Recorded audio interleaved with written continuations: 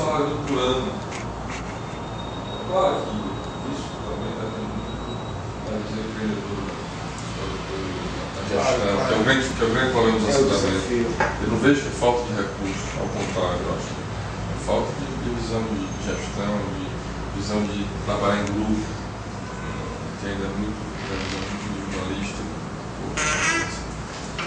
Então, assim, uma das preocupações fortes no novo governo foi vamos resolver o problema da água. Então, boa parte do recurso São José foi destinada para abastecimento de água.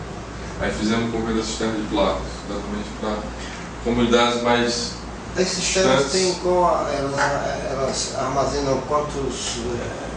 Então 16 mil litros de água, que é suficiente para a família passar o verão, que o objetivo é água para beber. Elas são enormes, né? É. Nós queremos, inclusive, nós vamos começar agora, o governo, né, a gente se sente muito bravo.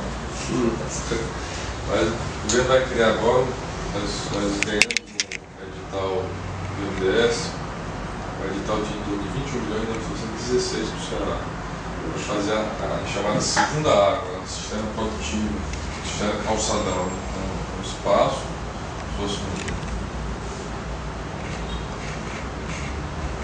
terreiro de cimento para secar a produção, onde a água cai e tem uma cisterna que é mais